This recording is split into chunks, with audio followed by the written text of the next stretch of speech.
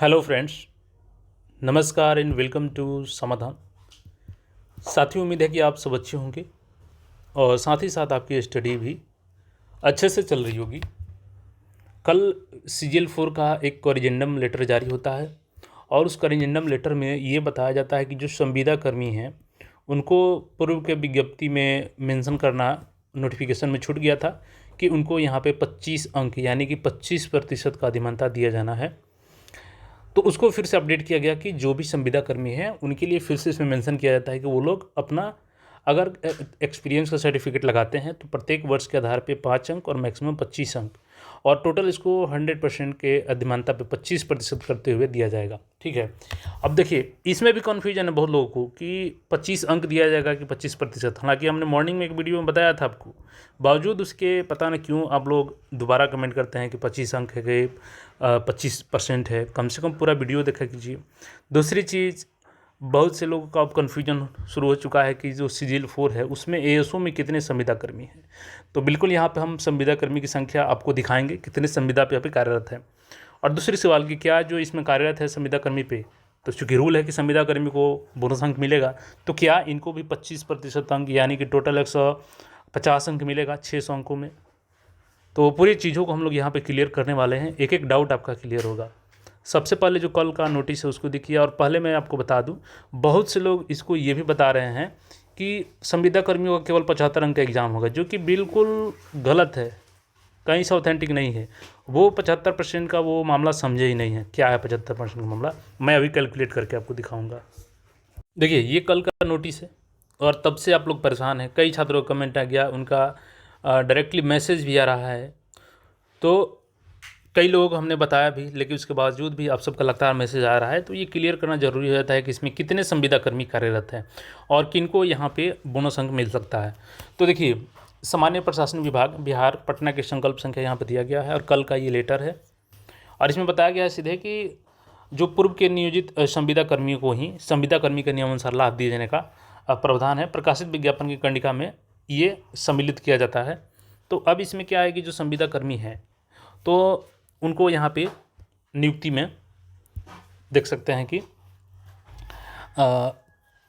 ये लाभ दिया जाएगा अंकों का 25 अंक यहाँ पे देखिएगा। तो लिए देखिए 25 अंक जो दिया गया ना, ये 25 अंक मत समझिए इसको, ये आपका 25% है। ये 25 अंक क्यों दिया गया है, क्योंकि जो आपकी अधिमानता गणना होती है वो 100 अंक के आधार पर होती है। तो 100 का 25% निकालिए, कितना होगा, 25 अंक ही होगा ना। तो उसी आधार पर ये 25 अंक बताया गया है, बट ये 25 अंक है नहीं, एक्चुअली में ये 25% है। अभी मैं कैलकुलेट करके आपको दिखाऊंगा और संख्या भी दिखाऊंगा कि ASO के कितना संविदा कर्मी है अभी वर्तमान में। देखिए पहली चीज़ जो आपको बताया जा रहा है कि संविदा कर्मियों का 75 अंकों का केवल मार्क्स एग्जाम होगा और आपका 150 क्वेश्चन का एग्जाम होगा, तो ये सरासर गलत है। यहाँ पे देखिए अधिमानता 75 अंक ली जाएगी। ठीक है, अधिमानता का मतलब हो गया कि आपका जो स्कोर आएगा, मान के चलिए आपने जो स्कोर प्राप्त किया, तो आपका प्राप्त स्कोर हो गया बट्टे में टोटल स्कोर हो गया, कुल स्कोर हो गया। उसके बाद आपको 75 से इसमें गुना कर देना है। ठीक है, तो 75 से जो गुना कर देंगे तब ये आपका आ जाएगा 75 के आधार पे, यानी कि 100 के आधार पे रिजल्ट हो जाएगा आपका। अब 100 के आधार पे जब रिजल्ट हो जाएगा तो ये जो मार्क्स बन के आएगा इसमें आपका अधिमानता वाला अंक जोड़ा जाएगा, तब उसके आधार पर मेरिट बनेगा। जैसे मैं एग्जाम्पल में आपको बता देता हूँ। देखिए पहले ये फार्मूला समझ लीजिए, क्या होता है अधिमानता निकालने का फार्मूला होता है इसका, जो आपका स्कोर प्राप्त हुआ बट्टे में टोटल कितने का एग्जाम हुआ था गुने 75। तो यहाँ से आपका 100 के आधार पर रिजल्ट निकल जाएगा। अब 100 के आधार पर निकल जाएगा तब इसमें आपका 5, 10, 15, 20, 25 मैक्सिमम अंक आपका जोड़ा जाएगा संविदा वाला। जैसे मान के चलिए ये फ्रेशर कैंडिडेट है, ये संविदा कर्मी है, इन्होंने 480 अंक, इन्होंने भी 480 अंक, यानी दोनों ने 120 क्वेश्चन सही किया। तो प्राप्त अंक बटे टोटल अंक 600 का हो गया, 4 नंबर का एक क्वेश्चन। इसको डिवाइड कीजिएगा तो यहाँ पे आपका 4 आ जाएगा और इसे 5 आ जाएगा, ये 15 आ जाएगा, 15 चौके 60। तो यहाँ से इनका स्कोर 60 बन गया 100 के आधार पे, और इनका भी स्कोर यहाँ पे 60 बन गया 100 के आधार पे। अब खेल यहाँ पे शुरू होगा, दोनों का बराबर स्कोर है 60, 60, 100 के आधार पे। अब यहाँ पे संविदा वाला अगर इनका सपोज कीजिए कि मैक्सिमम 25 अंक मिल जाता है तो सीधे इनका 85 स्कोर हो जाएगा। 5 भी मिलता है 1 साल का भी, तभी इनका 65 हो जाएगा। तो इस कंडीशन में ये लीड ले लिए यहाँ पे, तो यही यहाँ पे फ़ायदा मिल रहा है। यहाँ पे ये नहीं है कि 75 अंक का इनका एग्जाम होगा, इनका भी एग्जाम उतना ही का हो रहा है, बस इसको कन्वर्ट करना है आपको 100 के आधार पे। तो आपको समझ में आ गया कैसे हमने कन्वर्ट किया है यहाँ पे। तो ये चीज़ जहाँ भी बता जा रही है कि 75 अंकों का उनका केवल एग्जाम होगा, तो वो सरासर गलत है। यानी कि एक तरीके से देखा जाए तो टोटली इनको 150 अंकों का फ़ायदा मिल रहा है।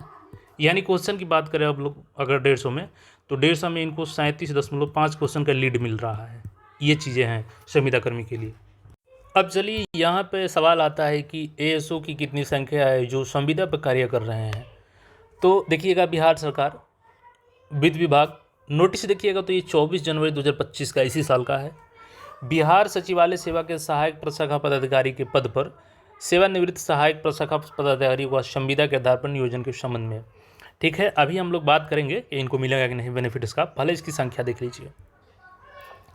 सामान्य प्रशासन विभाग बिहार पटना की संकल्प संख्या देखिएगा दिनांक 10/7/2015 एवं पत्र संख्या 3815 दिनांक 11/3/2016 में निहित प्रावधान के तहत वित्त विभाग बिहार पटना में सहायक प्रशाखा पदाधिकारी के रिक्त पदों के विरुद्ध तत्काल कुल 150 पदों पर संविदा के आधार पर नियोजन हेतु बिहार सचिवालय सेवा के इच्छुक सेवानिवृत्त सहायक प्रशाखा पदाधिकारियों से निम्नांकित शर्तों पर आवेदन आमंत्रित किए जाते हैं।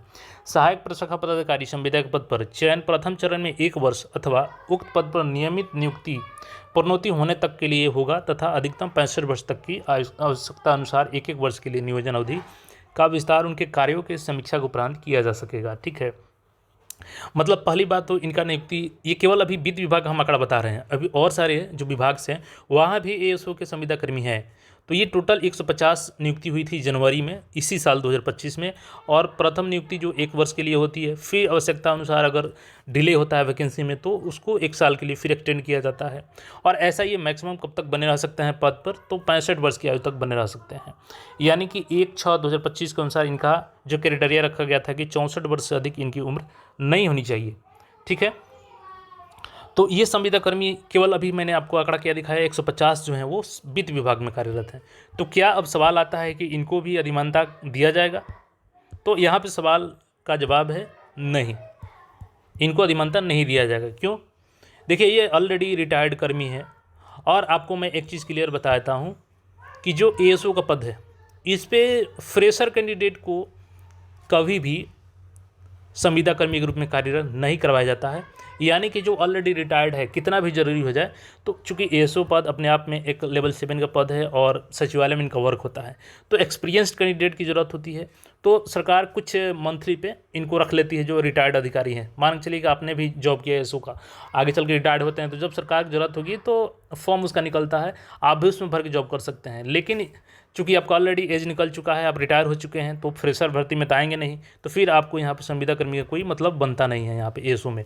तो बिल्कुल आप सबके लिए कन्फ्यूजन जो था, कन्फ्यूजन हमने दूर कर दिया आपको, कि आप बिल्कुल निश्चिंत होकर के एएसओ का तैयारी कीजिए। इसमें एक भी संविदा कर्मी के लिए कोई अंक नहीं दिया जाएगा, क्योंकि संविदा कर्मी इसमें जो फ्रेशर होते हैं वो है ही नहीं, वो केवल रिटायर्ड अधिकारी यहाँ पे बनते हैं। उन्हीं को एएसओ बनाया जाता है जो ऑलरेडी रिटायर्ड हो चुके हैं, तो उनकी एज भी नहीं बची रहती है और वो दोबारा इसमें भर्ती में आते भी नहीं हैं। देखिए प्रॉपर यहाँ पर नोटिफिकेशन भी इनका भी जारी किया जाता है, तो नोटिफिकेशन जारी किया गया था जनवरी में ही, यहाँ पे देख सकते हैं प्रॉपर नोटिफिकेशन। तो मुझे उम्मीद है कि अब सारा आपका डाउट क्लियर होगा। बिल्कुल आप अब इधर उधर ना भटकिए, तैयारी में लगिए, क्योंकि जो 1064 सीट है केवल इसमें फ्रेशर कैंडिडेट का होगा। आपके कैटेगरी में जितना सीट है प्लस जनरल की जो सीट है उसमें आप फाइट कर सकते हैं, इवन आपने छूट नहीं लिया हो तब। ठीक है, तो बाकी अपडेट्स के लिए चैनल को सब्सक्राइब करके जुड़े रहें और अपने साथियों के साथ शेयर करें। मिलते हैं फिर नए अपडेट में, चैनल को सब्सक्राइब करके जुड़े रहें। धन्यवाद।